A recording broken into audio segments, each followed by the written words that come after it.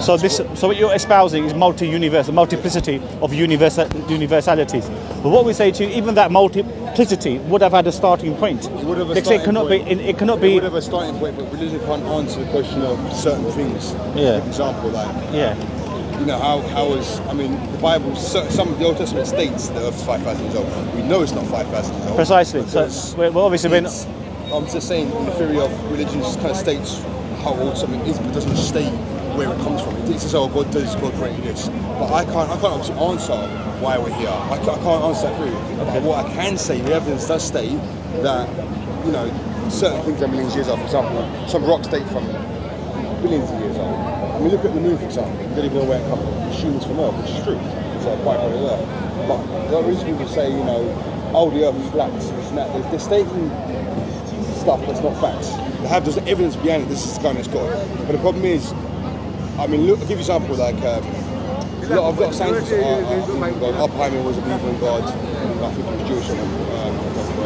So who was that? Jewish? Albert Einstein was Jewish, and he still believed in the theory of relativity, regardless of whether they're religious or not. So there's always an aspect of religion. It does clash with science. It does. But there's always an aspect that they can come together and they can work things out. So what we do, my friend, we cut to the chase. Yeah. We go straight to the start. So if your model of the universe is like there's a multi-universes which each come out from each other and each sub-exist.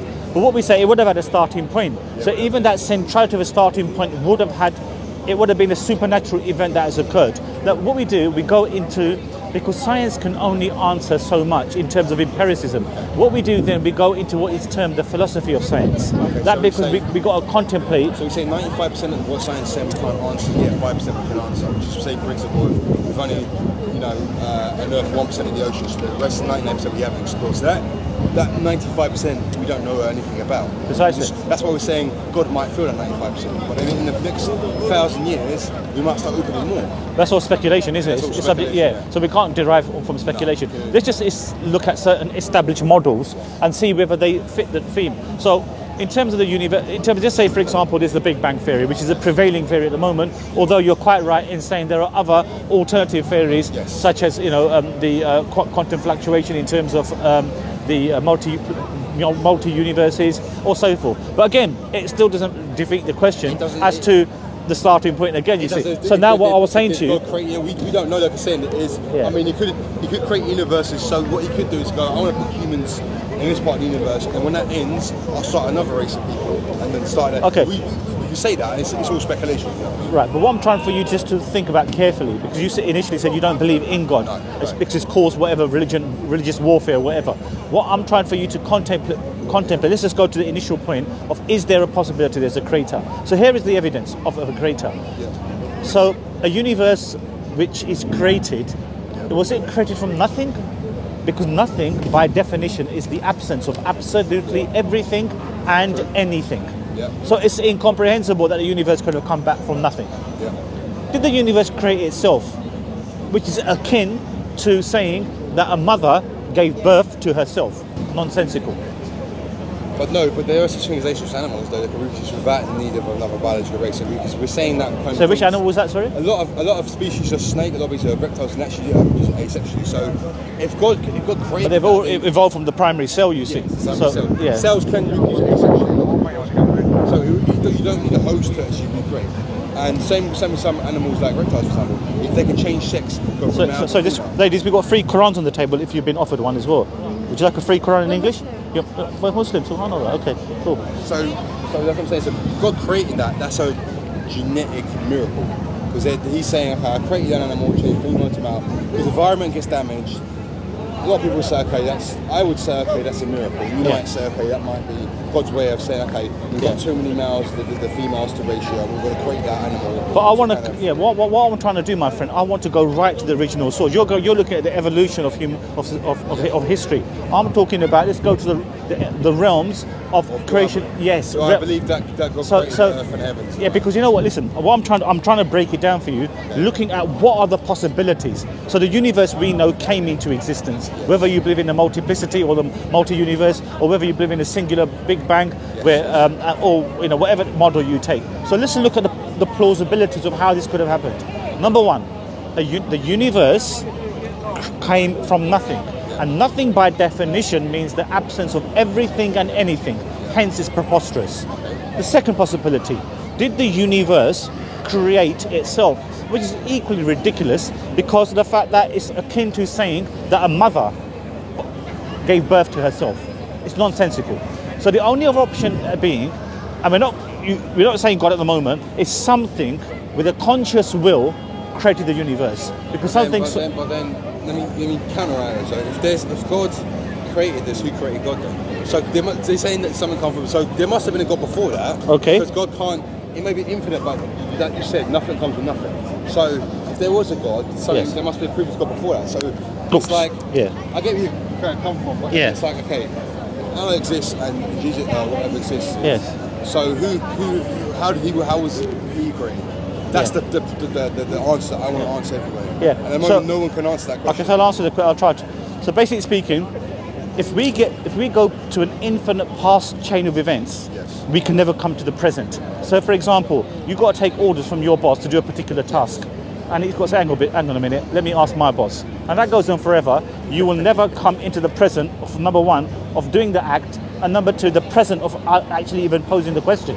Because it's an infinite past series of dependent chain of events, which is an impossibility logically, because you cannot traverse infinity. Okay, that's number one point. Second point, in conclusion to what you're saying, is that nominatively speaking, I'm just saying, that when we derive these points in centrality, then we can only come to a central conclusion that something beyond the universe created. Otherwise, it will go on forever, and we will never then be in the present. So hence, it's like akin to asking the first person to have ever made the mobile phone. If you ask, who came before that? It's a redundant question. It was created. First mobile phone came into existence. So what we understand, therefore, is that the universe was created by something beyond the universe in a metaphysical realm. As me and you speak, if I put my hand out towards you, what have we got between us? Time, matter, space, energy, quantum fields, particles, you name it, we got it. But that was all as a result of the Big Bang coming forth, you see. I always say to myself, life finds a way.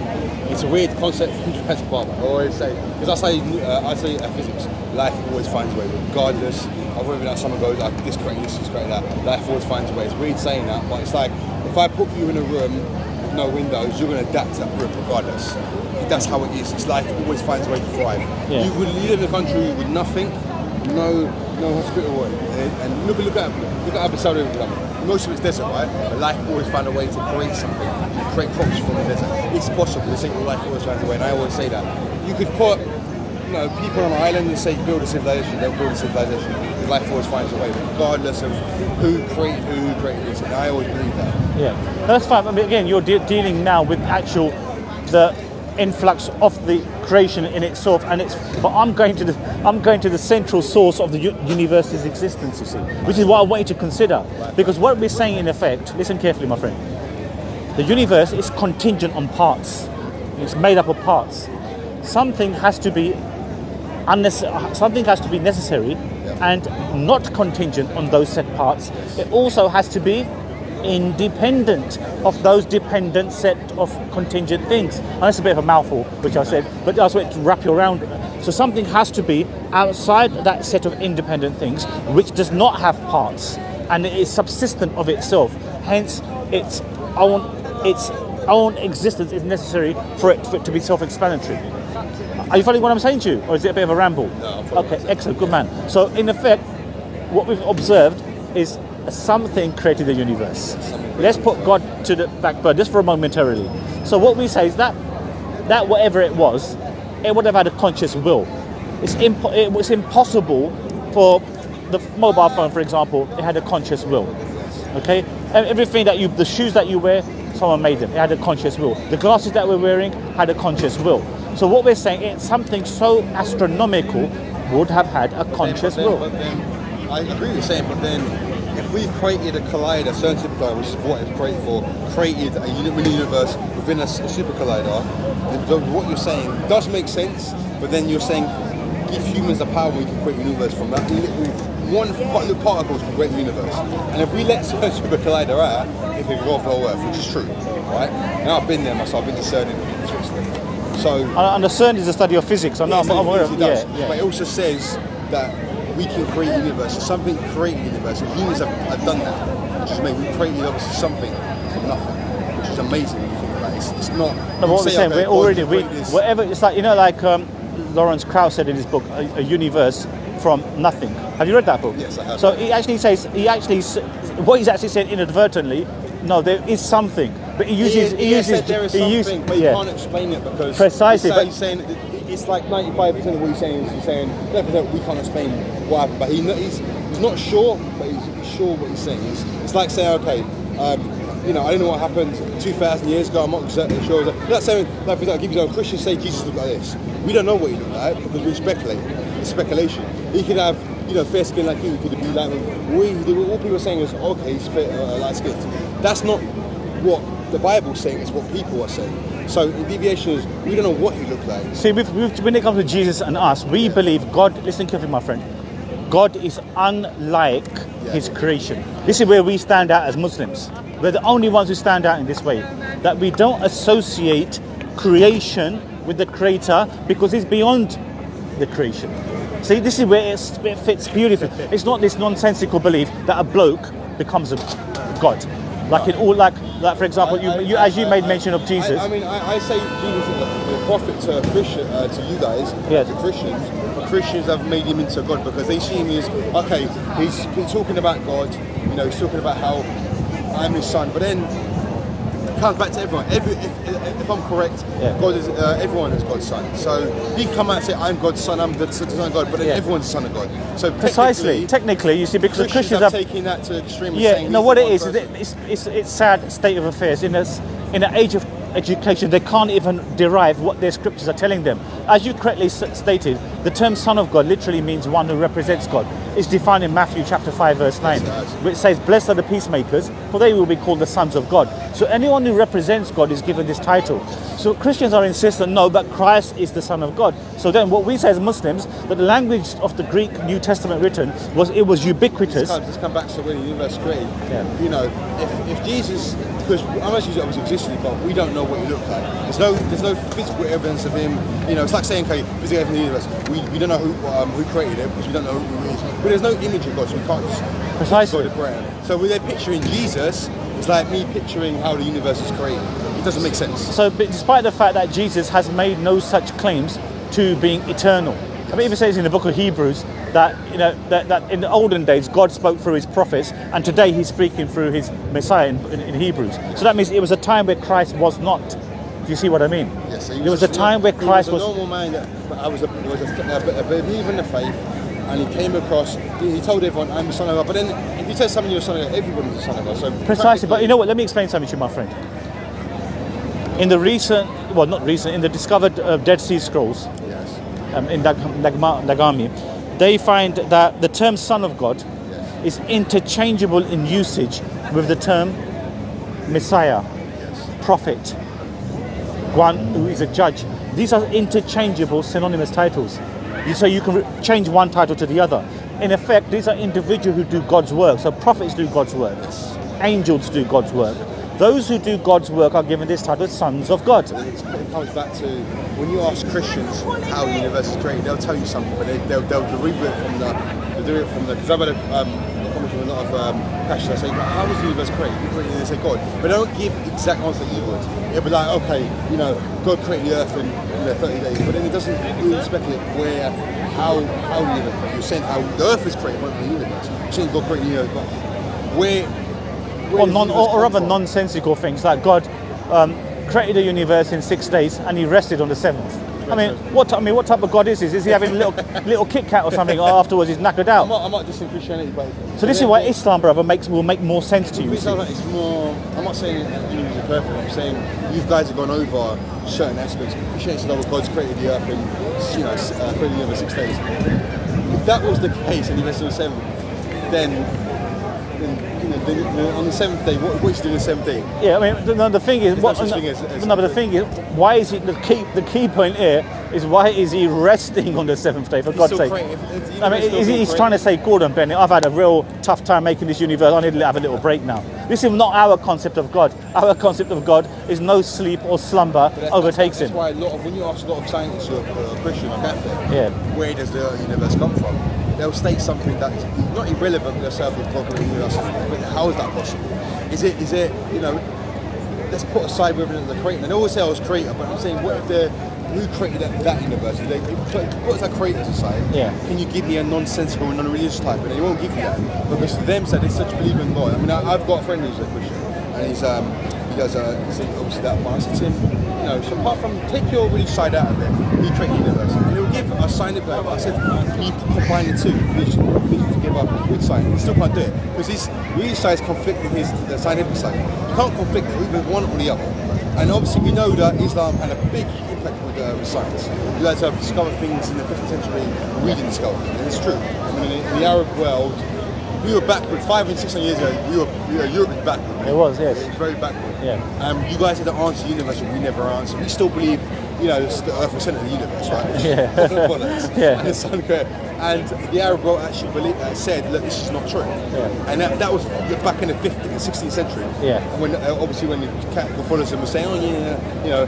And the thing is, they'll never give you exact answer. When you answer that question, okay, what happened 500 years ago? They're looking and go, oh, we didn't say that. But it's said in the Bible though. That at one point, the Earth was centre of the universe. It isn't. It's not. It doesn't make any sense. Doesn't make any sense. If God created that theory, then the sun should be centre of the universe. Yes. Because that we recirculate, right? Yeah, recirculate. Yes, exactly. So this is, I mean, obviously the Quran. The Quran actually, we believe is the verbatim word of God, and it challenges anyone find a single contradiction in it.